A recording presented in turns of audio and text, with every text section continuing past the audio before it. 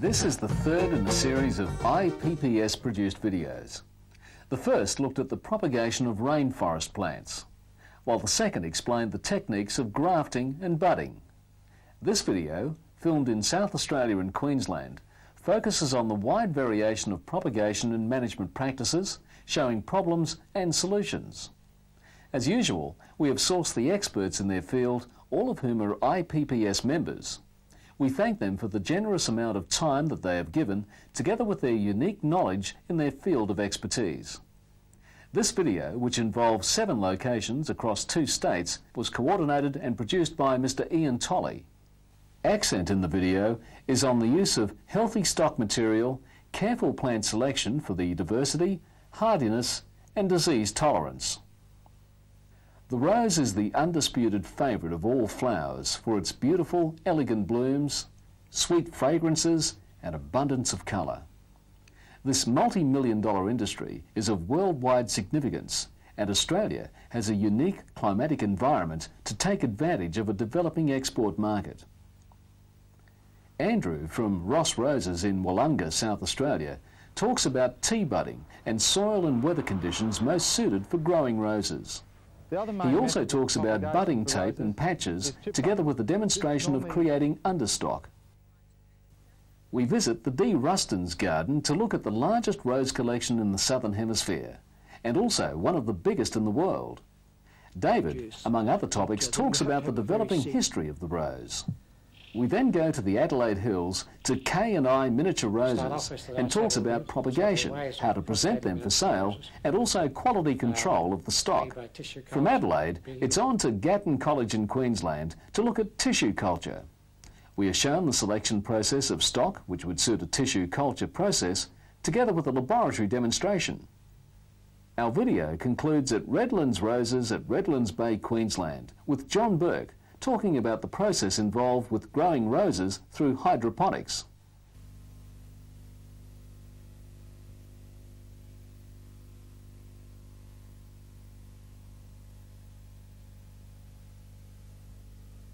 South Australia produces about half of Australia's rose plants, and in South Australia mostly we use a 1-year-old plant.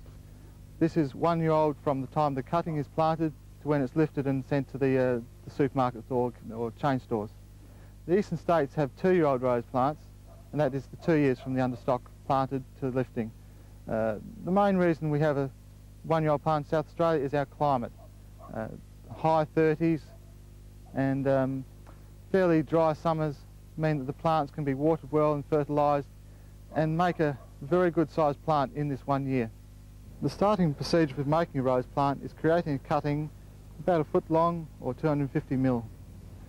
The bottom 2/3 of the growing eyes are sliced off, which encourages all the growth to go into the top third and also reduces any chance of suckering from the bottom 2/3. This then is placed in the ground in rows and left to grow, waiting for the budding in the September. When creating a stem or standard rose, we cut the understock into a 750 or 3 foot length. The bottom 2/3 are then eyed and placed in the ground similar to the bush rose. In Australia, the main method of propagation is by tea budding, and in South Australia we use the understock Dr. Huey. The eastern states, the main one used is the Multiflora, and in Western Australia the Fortuniana is used for the sandy soils. This job is done normally from September through to February. To start the procedure, a bud is taken from the budwood stick and the wood flicked out the back. A T-cut is created on the understock, opened up and the bud slid in and the tail cut off. After this, a patch is put on top to make a union between the budwood and the wood underneath, making a knitting between the two. Between 2 and 4 weeks after the budding has taken place, the top of the understock is taken off, thus forcing the new graft out from the budding area. Since roses are ornamentals, the best location for a rose plant is away from robbing Australian native trees or even some of the English trees. The root systems do invade, and they always find that they're under a little bit of stress and stunted in growth. Soil conditions, sandy soils are probably more of a problem than clay or rich loamy soils. The most important feature when doing propagation is having an extremely sharp knife. Having sharp equipment will lead to less slippage and less injury to the actual human body. There are various different forms of budding tape and patches available. The normal plastic budding tape is very, very good, although nowadays a rubber strip is normally a lot better in terms of its flexibility and ease of operation. The Germans have developed a patch which is exceptionally good, very quick and easy, and seals the bud from outside forces, the moisture and dirt. The other main method of propagation for roses is chip budding. This normally takes place during the winter months when there's no sap flowing in the actual understock. This method is normally used for fruit trees and very rarely used for roses though. I've lived here all my life, and I have at the moment 27 acres of roses. It used to be a fruit and vine property. I've over the years pulled out all the commercial plantings and planted roses and ornamentals to make one of the biggest collections of roses in the world, and definitely the biggest in the southern hemisphere. I've got about 4,000 varieties and pretty well 50,000 bushes in all. Some of the varieties date back 400 or 500 years, but I plant all the modern ones every year as well, so it is a major collection.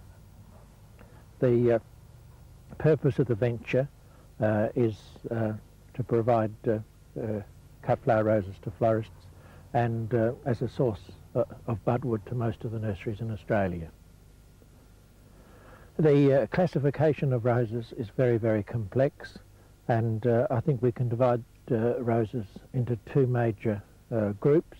The once blooming ones, the ones that bloom in Australia in spring only.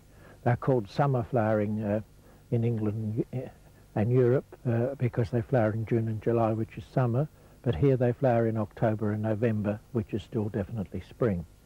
The old roses that only flower once consist of gallicas that go back 500 or 600 years, albas, centifolias, or the great cabbage roses that were painted by the old Flemish and Dutch masters, the moss roses, which were developments of Rosa centifolia, and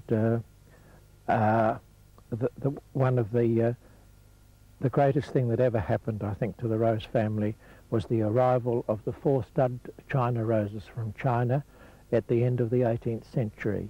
These little roses were not very spectacular in on their own, but they came from a subtropical area of China, and they produced the ever-blooming genies. It meant that when these roses were crossed with the European ones, we got all the modern roses of today that go on flowering month after month. In an area like this, where we don't get very heavy frost, usually till late June or early July, we get 9 months of flowering in the year, whereas in very cold areas of, say, Northern Europe, they're lucky to get 3 or 4 months of flowering. The modern hybrid tea roses of today started off in France in 1867 with the first of them, La France. And these, of course, are the major group grown in gardens today. A great breakthrough occurred in the latter part of the last century when a French breeder called Pernay Ducher managed to cross the almost sterile double yellow Austrian yellow rose with a hybrid tea rose, and he produced the first yellowish rose. This was very, very important historically, because up to that time there were yellow species but there were no yellow hybrid teas or hybrid perpetuals. And not only were there no yellows, there were no apricots, oranges or bicolours. It was a very, very important advance in the breeding of the rose.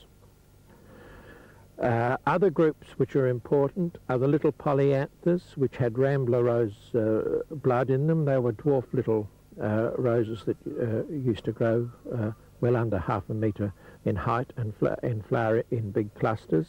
This led to the start of the Floribunda roses, which were first developed by Poulsen of Denmark.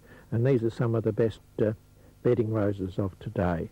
Very bushy, flowering in big clusters and flowering for a long part of the year. At the moment, a lot of interest is in the so-called English roses bred by David Austin of Albrighton near Birmingham. David Austin has seen the perpetual, the possibility of crossing modern roses with their wonderful old damask perfume and their quartered shape and their freedom of growth and flower with modern roses to get an old-looking rose that is perpetual flowering. And this, I think, is the third major break in the history of the roses. The other breeders of the world are now trying to breed English-looking roses, and it's rather funny that a rose that is being bred in Germany or France with the same look as the English roses will have to be classified as an English rose. A lot of people prefer old roses in gardens because I think they combine much more satisfactorily with perennial plants like iris and daylilies and foxgloves and lupins and so on to the modern roses. But I think there's room in all gardens in Australia for both the old and the new. Another group of roses that I think should be mentioned, and there are a great number of them, are the species roses. They are, of course, wild roses that occur over most of the northern hemisphere. There are no roses, species roses, indigenous to the southern hemisphere. The species roses need plenty of room to develop because they grow into huge, great bushes.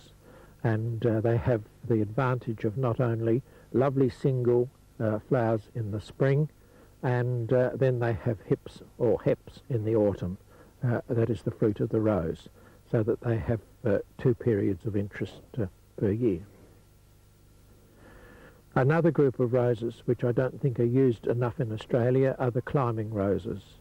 I think on a flat landscape like we have here, the use of climbing roses on pillars, on pergolas, on arches, even growing into trees, on dividing fences, can add a great deal of interest to the rose garden.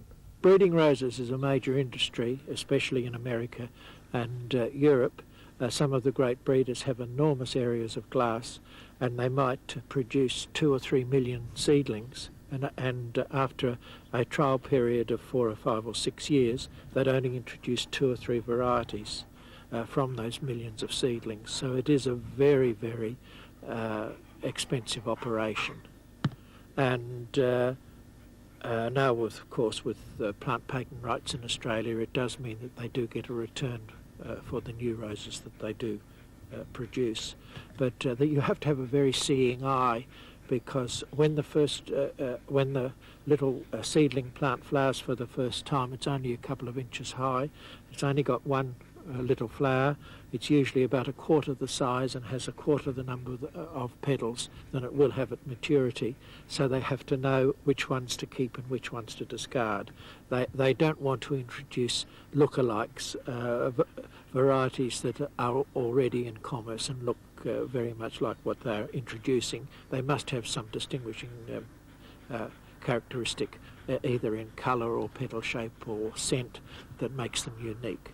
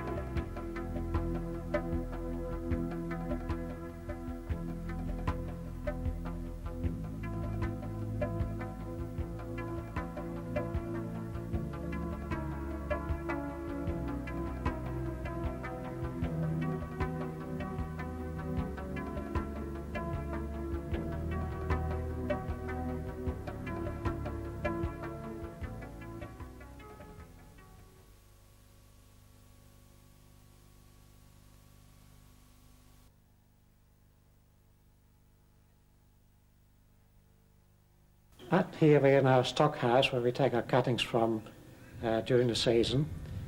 To start off with, there are several ways of propagating miniature roses. A, by tissue culture, B, by taking cuttings, and C, by grafting on understock. And depending who you talk to, his method will be best. But as far as we're concerned, we stick to cuttings because that suits our requirements. And there are various ways of taking cuttings. Some of this goes into too much detail, but the basic way is to propagate during the summer months, spring and summer months, so that we have actually a growing tissue in the cutting, which can only be done in the misting system. Consequently, we take the cuttings while the plants are growing.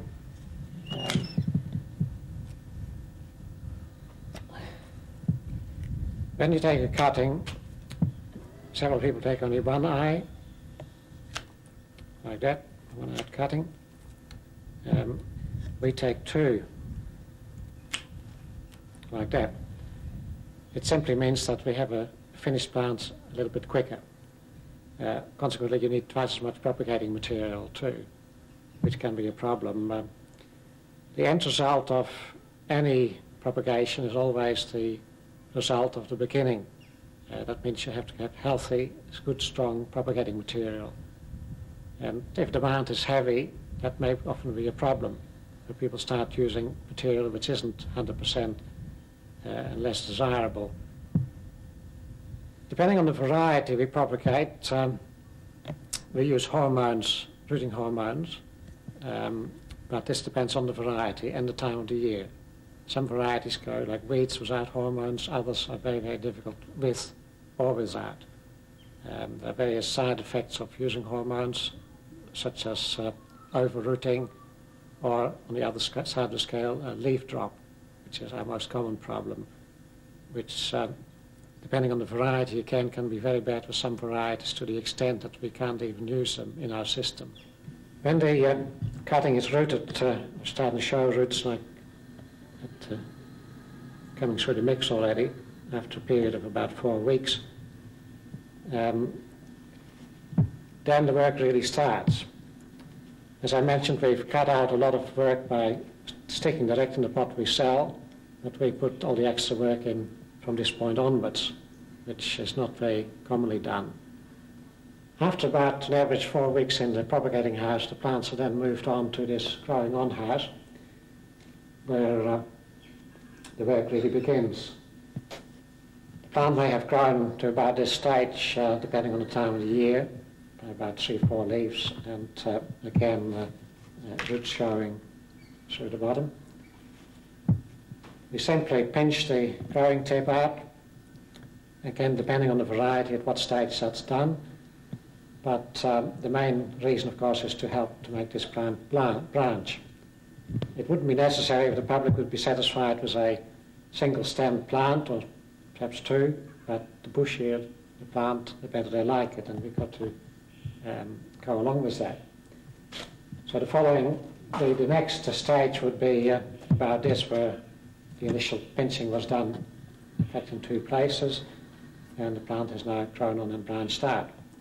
By this time, the root system would have been becoming very much more pronounced, and nice white roots, a very porous mix. When plants come to this stage, we find, unfortunately, that not all varieties grow at the same stage. So consequently, you get a great variation between plants that have just branched and those that are only just starting. Some that come quite naturally with 3 or 4 shoots without even topping them. Others give us a lot of problem to make them branch. Consequently, it takes a lot longer. The main work we put in this business then is to grade the plants right through the system from here onwards, whereby twice a week on average, we take out the most advanced plants, in this case a bit taller than the rest, leave the remainder, space them again at the spacing we want them at, take these advanced plants and take them to the next stage, either direct outside or still in this growing on house, depending on the time of the year. So that by doing this grading, this gets done about 3-4 times over the life of the plant, we end up with a very even product. And that is very, very difficult with miniature roses, or depending on the varieties you grow. There are varieties which grow like weeds, and particularly Rosa Novas, which have been brought on the market the last year or so, which just branch very naturally, and on top of that, a lot of growers will put 2 or 3 cuttings to a pot, which again increases the number of branches that the plant will show. We stick to the single cutting, and because our outlets are basically garden centres who supply plants for garden use. We do not regard our plants as a bring inside that flower item and then throw it away. These are all garden varieties and should have a good long lifespan after they've reached their end destination. When you are producing a miniature rose, bear in mind that it has to be geared to the demands of the market. And the main demand in a miniature rose plant is, as far as the public is concerned, is that there is a flower showing, or at least the minimum amount of colour, which would be about this, just sepals breaking open, as well as a pictorial label, which helps, of course, in the colder weather when there's not that much bloom coming out. But since, particularly during the summer months, the average life of a rose bloom would only be about a couple of days, it is vitally important that, again, as I mentioned earlier, that we can supply our customers on a very regular weekly basis, fresh stock every Tuesday. And without that, they might end up with whole plants which finish flowering after a few days and simply sit there and take up shelf space, but are not a saleable item. So, after we've gone through our grading system by shifting the most advanced ones separately and doing that once more again, we come to the shade house where we finish our plants off. We never sell any plants direct from a glass house. We do harden them off under 50% shade. Having fairly cool nights here, we have a great advantage in that respect over the Adelaide Plains.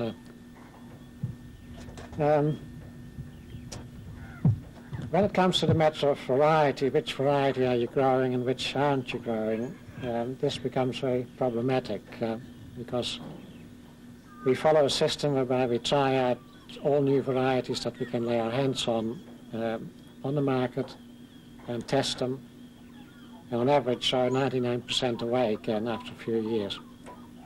The reason for that being that no miniature rose plant is an ideal variety. They all have their problems, and depending which problems are the most pronounced, you can or cannot grow them. The most common problems with miniature roses is certainly the two-spotted mite. It's therefore absolutely vital that you only work with very clean propagating material, free of two-spotted mite, which become extremely hard to find as you get older and your eyesight gets less. They're so minuscule that often you need a magnifying glass to see them. That's another reason why we don't grow plants on ground, always on benches, so that you have a very good overview at the right range to be able to see two-spotted mite or any other problem that may arise. Aphids are not a basic problem, although they come around from time to time, but there's a great range of sprays on the market that will check aphids. There are sprays on the market to check two-spotted mite, of course, but they have a propensity for becoming immune to various chemicals at a very fast rate, which can be very exasperating.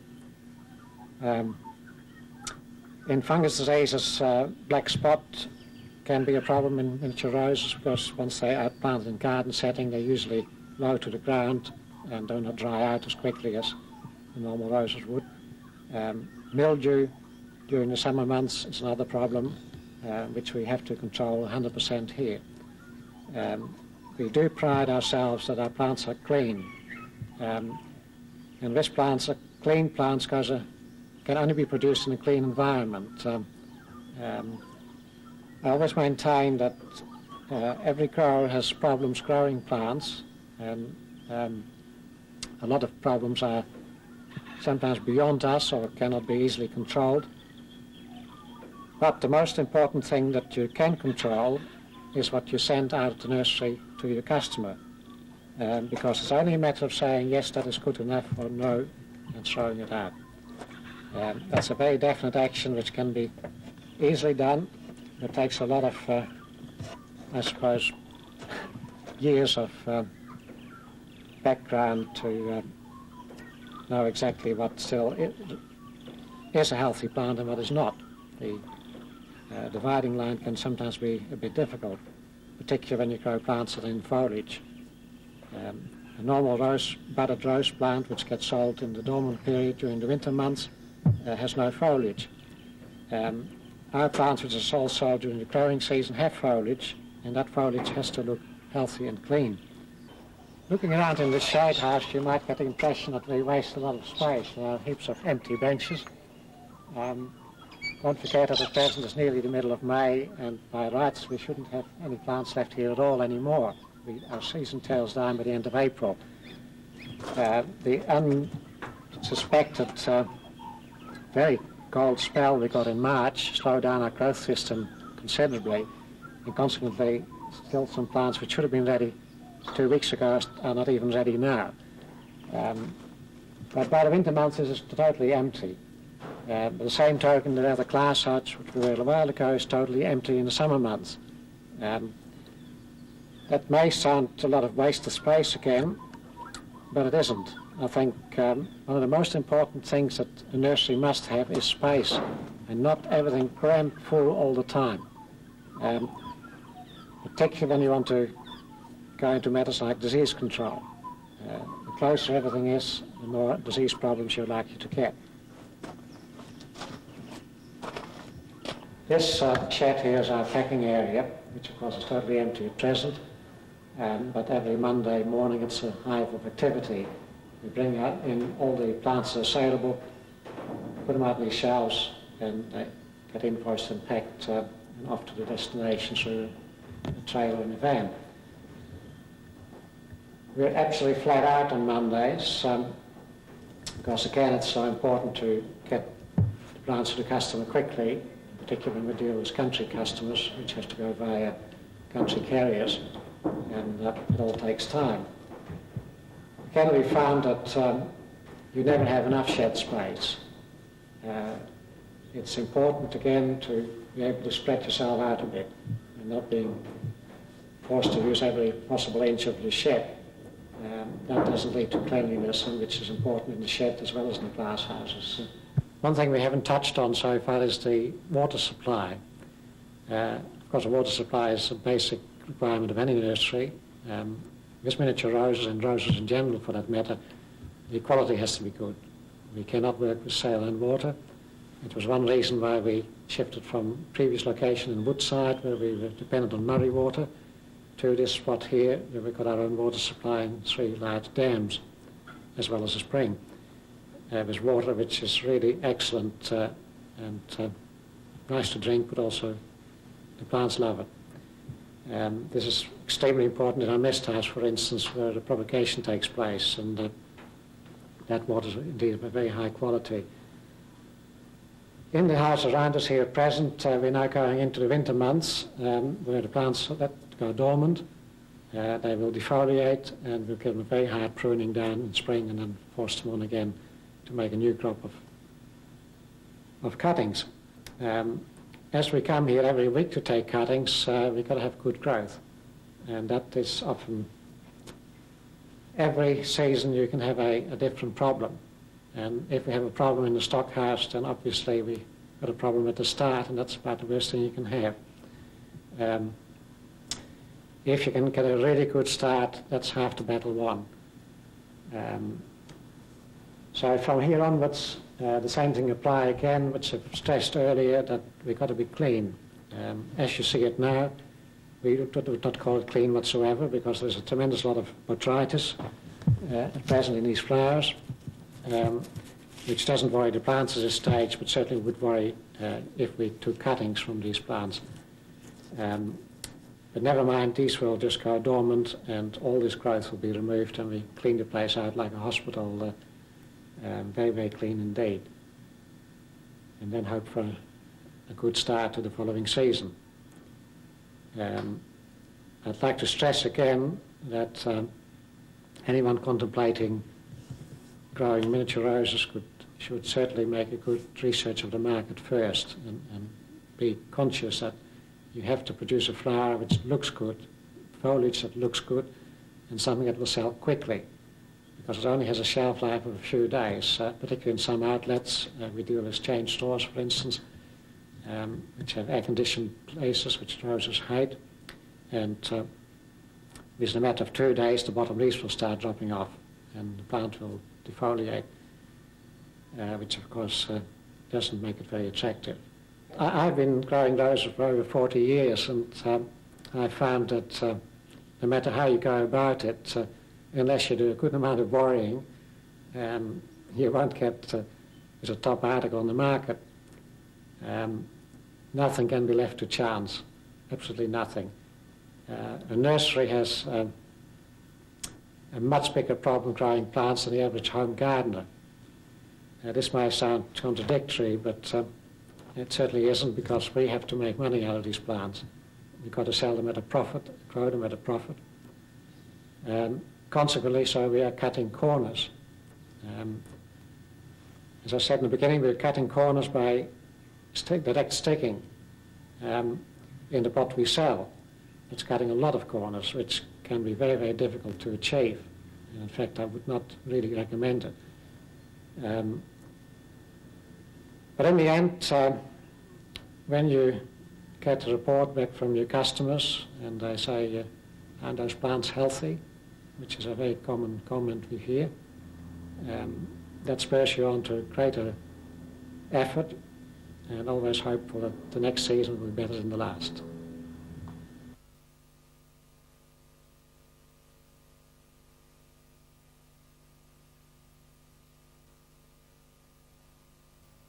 Right, this morning we're going to be collecting plant material from roses to initiate into a plant tissue culture program. We're always looking for buds in leaf axils or auxiliary buds at the tip of the plant.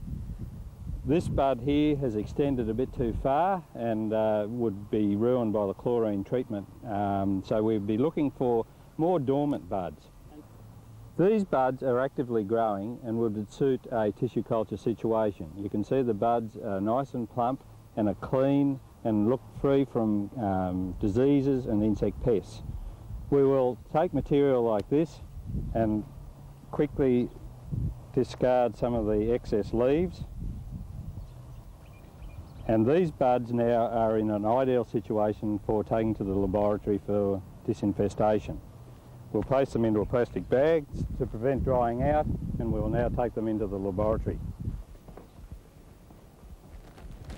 Right, Matthew, we've collected our plant material from outside and we'll take it out of the plastic bag and prepare it for the laboratory. What we're looking for are the very small buds in the leaf axils. So you can see there that there is a nice plump bud that is ready for tissue culturing. There are buds in all of these leaf axils, and all are suitable for initiating a tissue culture program. So with our secateurs, we will take these buds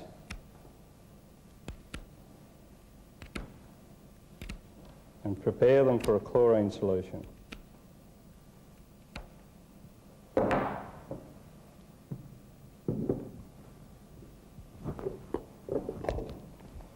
This chlorine solution has a wetting agent added to it, and we agitate this for a period of approximately 20 minutes. The reason for the chlorine solution is to disinfect the buds. All buds growing outside are highly contaminated with fungus and yeast and bacteria. For a tissue culture program to be successful, this plant material must be aseptic, that is, free of all known microbes. This material now is to be collected and will be placed in a laboratory where we will dissect those buds and place them onto an agar-based media.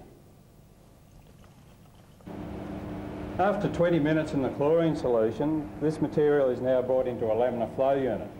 These units give a positive, clean air situation so that aseptic procedures can be brought into play. The chlorine solution is poured off and often is washed with a sterile water rinse.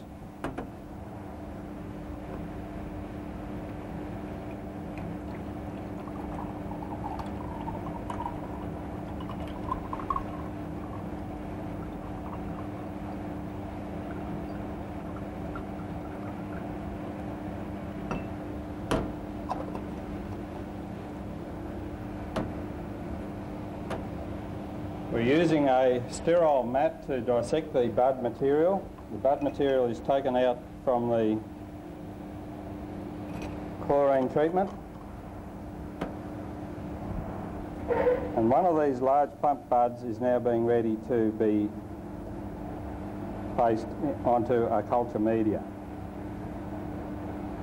We're using scalpel and forceps to dissect the bud. And the bud is placed onto a hormone-free agar-based media.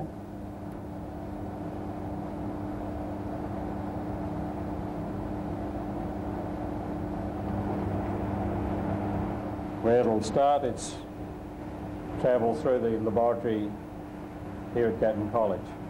This material is placed under a fluorescent light bank and we have very good temperature control. This room runs at 16 hours of light and runs at 25 degrees centigrade year-round. The shoots are placed underneath this light bank and within a week or two shoot development will occur and growth will start forming. These shoots have come from a multiplication media and are about 5 or 6 weeks old. We place them onto a sterile cutting board and you'll see some callus development at the base of these shoots. This is the multiplication phase. And as you can see, there is virtually no root development at this stage. The rooting phase comes on at a later stage in tissue culture. We're now ready to dissect these shoots, and the callus itself is removed and discarded. So too are any loose leaves.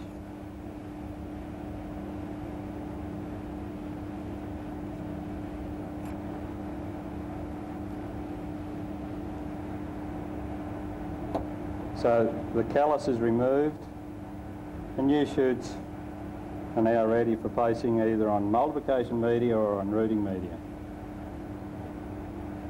A typical multiplication rate for roses is about 5 times each month.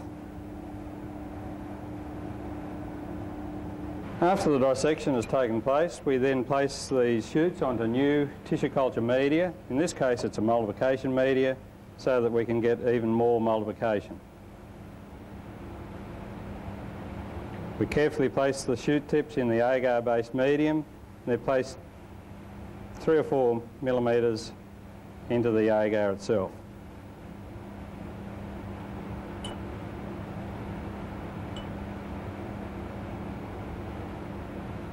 This material now will be incubated in our incubation area for another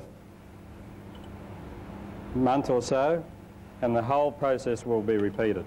The first one is the Gatton College transfer room. The plant material is taken through that area and then placed into our biosystems growth rooms, which is the slide with a very large number of plants with white pot labels in it and fluorescent lights on top. Finally, the tissue cultured roses are placed into a growing out area in full sun.